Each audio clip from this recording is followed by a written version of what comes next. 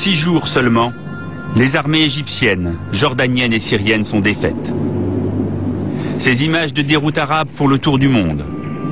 Non seulement Israël n'a pas été détruit, mais l'État juif multiplie sa surface par 4.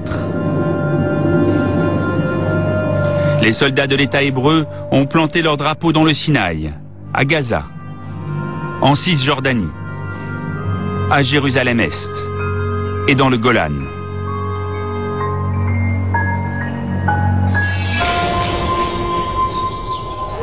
En 1967, le regard du monde va changer. Israël n'est plus le petit État hébreu assiégé, héritier de l'Holocauste. Ainsi, à Paris, le général de Gaulle lance cette définition polémique du peuple juif. Un peuple d'élite, sûr de lui-même et dominateur. Le ton est donné. Israël n'est plus une victime. C'est devenu une puissance militaire.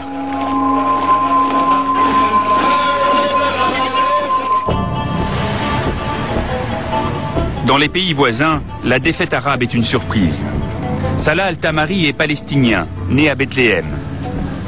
Quand la guerre commence, il fait ses études au Caire. Il ne participe pas aux manifestations contre Israël parce qu'il révise ses examens. Mais il écoute la radio égyptienne qui annonce des grandes victoires arabes. Jusqu'au jour où il découvre la vérité.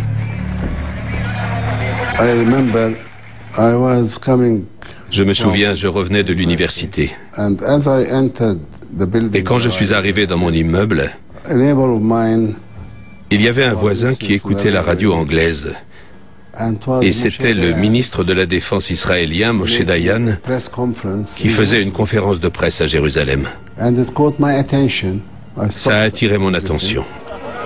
Je me suis arrêté pour écouter et il disait « On est arrivé là et on n'a pas l'intention de partir ». J'ai réalisé que tout ce qu'on entendait à la radio arabe était faux. Les Israéliens occupaient la Cisjordanie, les Israéliens occupaient le Sinaï et les pays arabes avaient perdu la guerre. Je ne tenais plus sur mes jambes. Je me suis effondré dans les escaliers. J'étais démoralisé, complètement anéanti.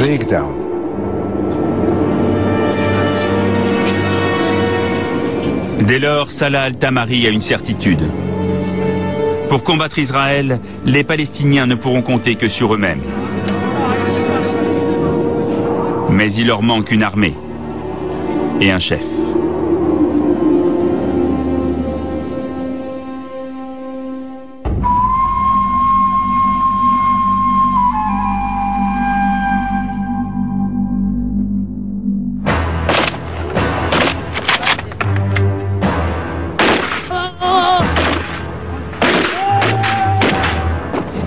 Un camp d'entraînement en Jordanie. Depuis quelques années déjà, une organisation clandestine forme des combattants. Le Fatah. Son chef s'appelle Yasser Arafat. C'est un ingénieur. Il est né en Égypte, mais son père est de Gaza et sa mère de Jérusalem. Arafat n'a jamais eu confiance dans les pays arabes. Il veut créer une armée palestinienne indépendante. Ce n'est encore qu'un inconnu qui vit caché dans une grotte avec quelques combattants. Mais tout va changer après la bataille de Karameh.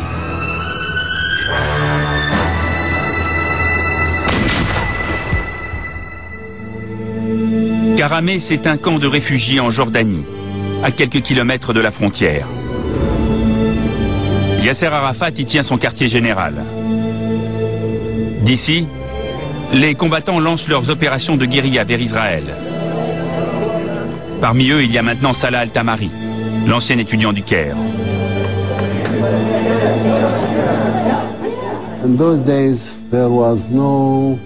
À l'époque, il n'y avait pas vraiment de chaîne de commandement. On était un petit groupe.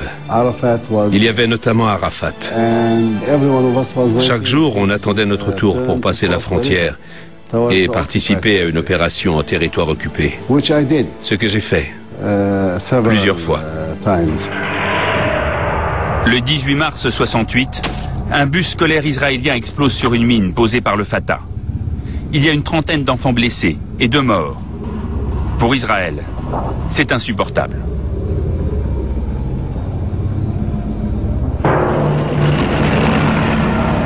Les représailles sont massives. Une armée de 6500 soldats doit anéantir Karameh et ses 300 fédayines.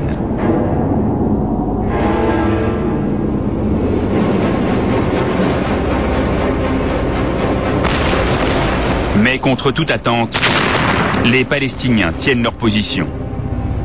Al-Tamari est chargé de la résistance. Ce qui est important à Karameh, c'est que nous, des jeunes gars, nous avons décidé de combattre. L'objectif, ce n'était évidemment pas de détruire l'armée israélienne, mais de prouver qu'on était des vrais combattants, prêts à mourir pour leur pays. Et on savait que chaque mort serait remplacée par des centaines, et peut-être des milliers de volontaires. Et c'est effectivement ce qui s'est passé.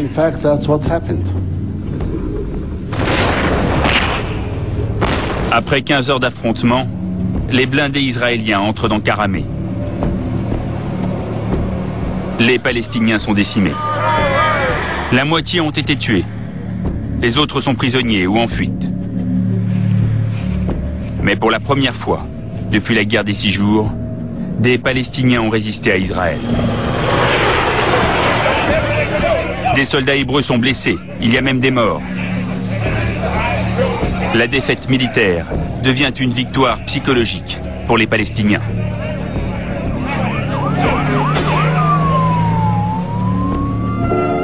Aux yeux du monde arabe, le chef des combattants est un héros. Yasser Arafat sort de la clandestinité. Il donne ses premières interviews à la presse internationale. We are going to establish our own Palestinian democratic state, a state in which everybody, all citizens, Christians, Jews, Muslims, are going to live on equal basis and in brotherhood. Il prend la tête de l'OLP, l'Organisation de libération de la Palestine, qui regroupe tous les mouvements de lutte. À 40 ans, avec ses lunettes noires et son kéfier, il incarne désormais la résistance palestinienne.